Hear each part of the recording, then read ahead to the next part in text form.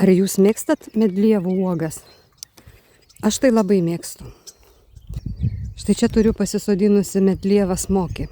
Augina jinai gana nemažas ir labai saldžias skanias uogas. Medlievos yra savotiško tokio skonio. Vieniems jos labai patinka, kitiems nelabai patinka. Aš esu iš tų, kuriems medlievos labai patinka ir labai džiaugiuosi, kad ją turiu. Štai tokia jinai jau nemaža ir priauginusi daug šakų, labai sutankėjusi. Tai norėsiu ją pagenėti, kad būtų šiek tiek atviresnė vieta viduryje ir daugiau gautų saulės uogos. Pirmiausia, parodysiu, kaip atrodo vaisiniai pumpurai. Vaisinės šakelės ir vaisiniai pumpurai, jie dažniausiai būna šakelės viršuje. O, tokie dideli pumpuriukai. Būna viršūnėje, būna ant mažesnių šakelių apačioje. Bet štai ant tokios šakelės. Tuo tarpu paprasti pumpurėliai, kurie augina lapus, atrodo kiek kitaip. Štai ant šitos šakelės parodysiu.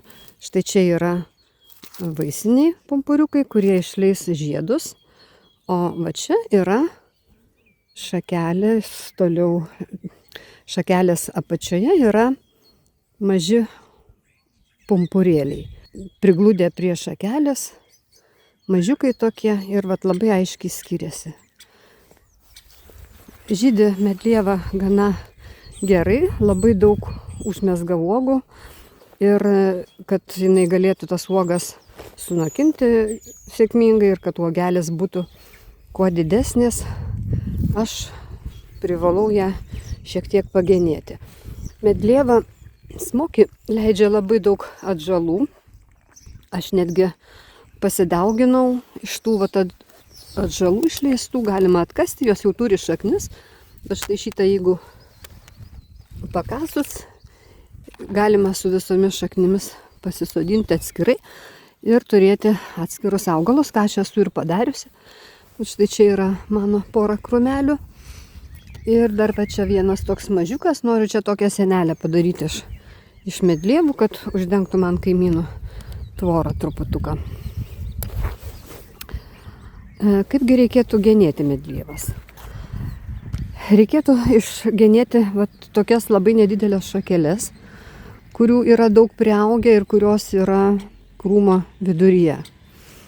Jas tiesiog paprasčiausiai iškerpant. Tai pirmiausia, ką mes padarysim, tai iškarpysim šitas mažytės šakeles. Yra dar tokios šakelytės. Štai kaip šita, tokia pasišiaušusi. Čia yra šakelės likusios nuo uogų. Būtent šitų mažų šakelyčių buvo uogelės. Jos jau mums nebereikalingos, jos atiderėjusios, jas taip pat mes iškirpsim.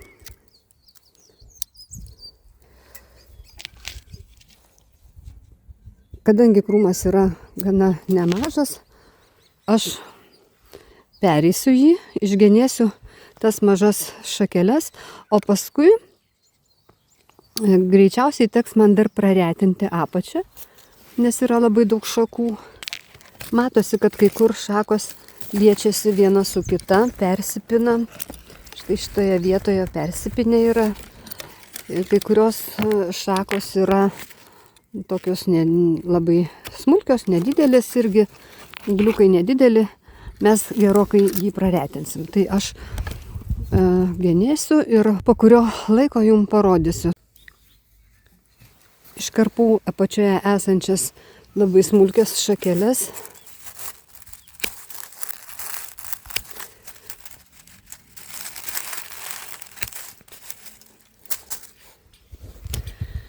Dar apėjusi esu iš kitos pusės, dabar va čia aiškiau matosi, kaip šakelės susiliečia, va čia irgi šakelės kryžiuojasi.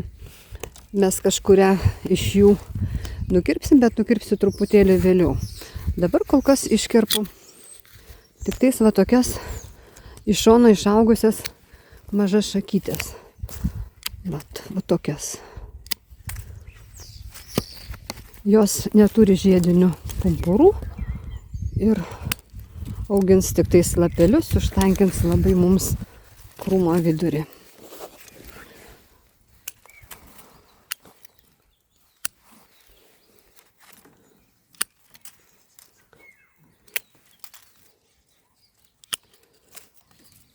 Čia va šakelė yra išsišakojusi į dvi dalis, tai vėliau pasižiūrėsiu, gal greičiausiai kažkurią iš jų iškirpsiu.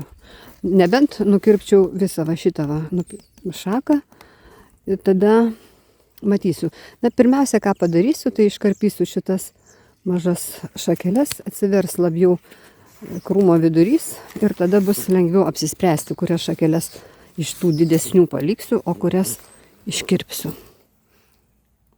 Iškirpau didelę dalį smulkių šakelių ir dabar iškarpysiu va tas didesnės šakas, kurios mano nuomonė yra nereikalingos, o tuomet vėl pasižiūrėsiu, kas liko viršuje ir žinosiu, ką toliau daryti. Tiesiog reikia nuspręsti, kurias šakas iš tų didesnių palieku, o kurias iškirpsiu. Štai va šita problematiška vieta, kuri yra, matosi, kad va šita šakelė, kuri tarsi gula ant šitos šakos, yra viena, o va čia va yra išsišakojusi, apatinė šakelė šita yra išsišakojusi į dvi šakas. Aš dabar įvertinsiu, ant kurios šakos yra daugiau uogų, kurios yra perspektyvesnės ir tuomet nuspręsiu, kurią palikti. Štai čia yra viena šakelė ir kita šakelė. Va, jeigu tai pasižiūrėti, tai jos turi vat štai tiek pumpurų ir štai tiek šakų. O šita likusi, va, turi štai tokią šluotelę. Na, sumoj sudėjus, tai praktiškai būtų tas pats.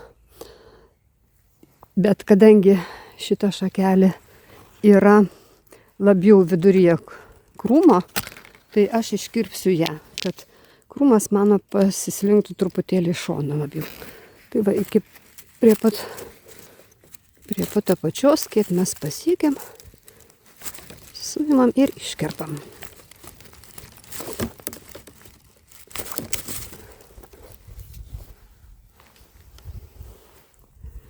Graži šaka, daug uogų būtų turėjusi, bet kartais reikia kai ką ir paaukoti.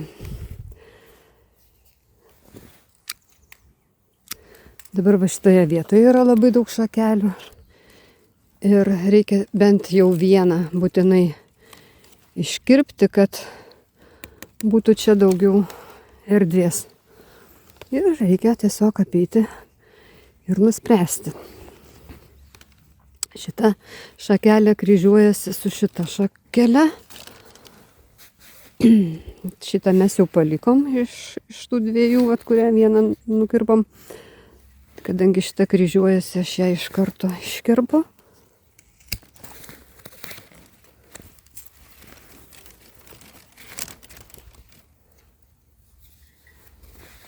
Čia viena prie kitos labai arti. Šita ir šita. Ir jos abi labai vienodai išaugė. Vat matot, kaip jinai šakojasi medlieva. Išaugina po vieną tokią šaką iš šoną. Štai čia labai gerai matosi. Čia matosi ant šitos šakos.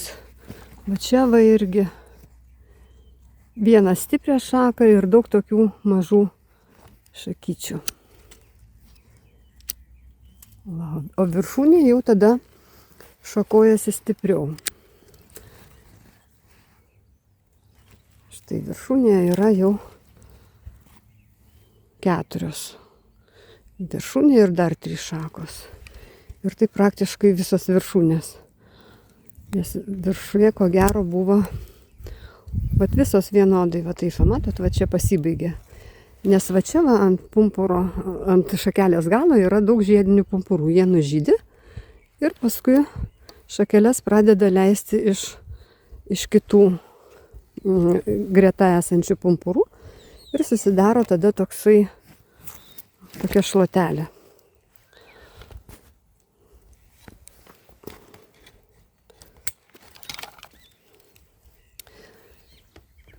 Tai dabar matau, ką aš dar galiu padaryti. Va čia va yra, truputį nuklysiu vėl į šoną kitą. Va čia va yra 3 šakelės, labai arti viena kitos. Ir dar plus čia net susipynę su tarpusavėjos. Ir yra va dar šita. Ir va šitos 2 šakelės, jos eina tiesiog va ant šitos 3 šakos, kuri yra visiškai nebloga, tai aš ją paliksiu, šitas 2 iškirpsiu. Ir va šitas 2 iškirpsiu, o va šitą va irgi paliksiu. Šita yra gana arti, šita yra arčiau vidurio, tai ją iškirpu. Ir šitą irgi iškirpsiu, nes jinai tokia plonesnė gerokai, vat, sakykime, už šitą šaką. Ir netaip išsišakojusi, mažiau turės uogyčių, tai iškirpsiu ją taip pat.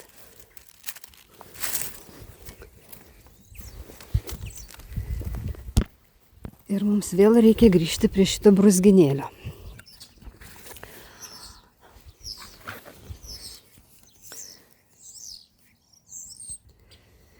Atsinešiau šiek tiek rimtesnį įrankį. Dabar iškirpsiu va šitą va šaką, nes jinai yra plonesnė už tas šakas, kurios auga greta. Greta auga va šita šaka, kuri yra tikrai gerokai storesnė, ir va šita šaka, kuri irgi yra gerokai storesnė, o va čia viršuje jos sueina tiesiog į vieną beveik vietą. Tai reikėtų praretinti ir aš nusprendžiau išsikirpti va šitą. Tuo aš iškirpsiu su kitu įrankiu ir parodysiu jums toliau.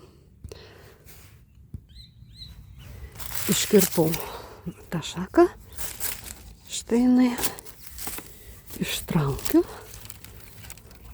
Ir vėl pasižiūriu, mano krūmelis šviesėja. Ir šviesėja, darosi vis erdvesnis.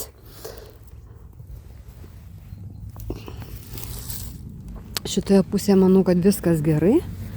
Ir dabar vėlgi man labai sunku apsispręsti, ką daryti vat su šitomis šakomis. Yra 3 šakos vėlgi vienoje vietoje. Matot, čia va praktiškai kryžiuojasi. Na, šitą galima būtų kaip ir palikti, bet jinai va čia va susikryžiuoja su kita šaka. Va čia labai viena su kita.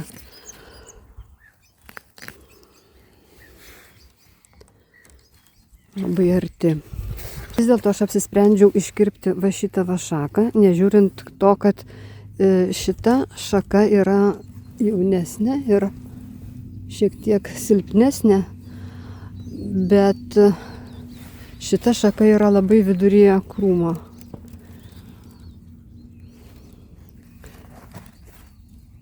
Tai aš iškirpsiu šitą. Štai šitą šaką iškirpsiu. Štai iškirpau. Ir dabar matosi, kad va čia va vėl glaudžiasi šakos viena su kita, kas man nelabai patinka. Tai vėlgi aš vieną šaką panaikinsiu. Šitos abi šakelės yra maždaug vienodo, sakykime taip, derlingumo ir maždaug vienodo ūgio. Vos viena šakelė mažesnė už kitą. Tai aš iškirpsiu senesnę, nes jinai yra išsišakojusi 2 dalis Ir va, kadangi iš šitų dviejų man vis tiek reikėtų pasirinkti kažkurią vieną, tai aš pasirinksiu va šitą, kuri netrukdys tada ir šitai augti va čia, ir šitai. Bus laisviau ir vidurys krūmo bus šiek tiek laisvesnis. Taigi dabar dar išpjausiu ir šitą. Išpjoviau šitą šaką, va čia kuri buvo. Ir dabar matau dar, kad yra problematiška vieta štai čia. Čia irgi yra šakos vienos arti kitos. Ir iš vis yra čia labai toksai sutankėjimas didelis. Tai aš iškirpsiu va štai šitą šaką. Ir tada vėl pasižiūrėsiu, kaip atrodys krūmas. Darau pauzę, kad galėčiau tai padaryti ir vėl parodysiu. Iškirpau. Štai. Išimu ir jau yra daug laisviau. Na kągi, krūmas labai prasiretino. Nemažai šakų iškirpau. Uogų labai gaila, bet nieko tokio. Bus mažiau, bet bus didesnės. Labai tikiuosi, kad užteks. Na, paukščiams užteks tikrai, man tai kiek liks. Labai medlievas mėgsta paukščiai. Tiksliai nežinau kokie, labai tikėtina, kad strazdai pagrindiniai jų ragautojai. Tai jie man jas sūliuose vos tik spėja sunokti šitos uogos.